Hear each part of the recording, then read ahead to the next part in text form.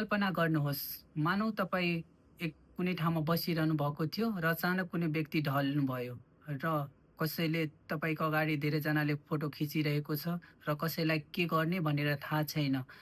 त्योभन्दा अगाडि तपाईँले हस्पिटल लग्नुभन्दा अगाडि एउटा कुरामा विचार पुर्याउनुपर्छ, त्यो भनेको एबिसिडी एप्रोच हो। यो 5 वटा अक्षरले कसैको जीवन बचाउने काम गर्न सक्छ। को एयरवे सास जाने बाटो, बी भनेको ब्रिथिङ, सास फेरिरहेको छ कि छैन, सी भनेको सर्कुलेसन रक्त सञ्चार अथवा रक्तस्राव, डी भनेको डिजेबिलिटी होस र प्रतिक्रिया, ई भनेको एक्सपोजर पुरै शरीर जाँच।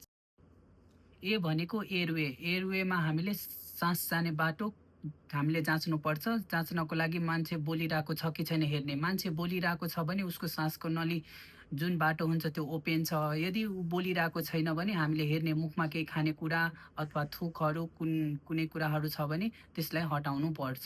बी भनेको ब्रिदिङ, ब्रिदिङमा हामीले हाम्रो उसको सासको गति हुन्छ नि, छातीको गति चलेको छ कि छैन भनेर हेर्नुपर्छ। छातीको गति हेर्नको लागि उसको छातीमा हेर्ने, उसको चलिरहेको छ कि छैन।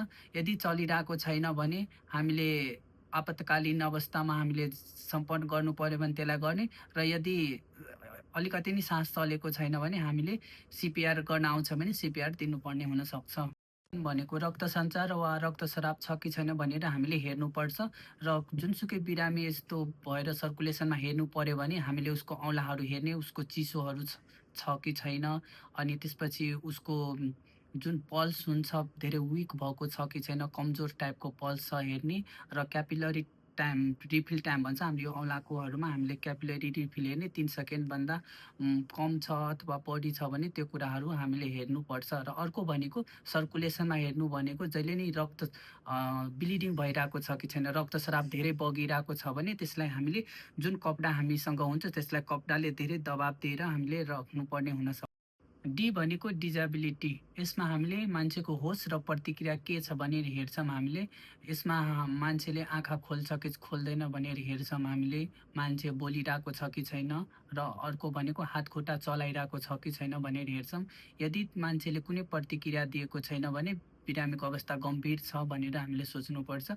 र अर्को ई भनेको एक्सपोजर, एक्सपोजर भनेको बिरामीको कपडा खोलेर हामीले भित्री दागहरू, कतै चोटपटक लागेको छ, हड्डीहरू भाँचेको छ कि छैन हामीले हेर्छौँ, अथवा केहीले टोकेर बिहोस भएको छ भनेर हेर्छौँ।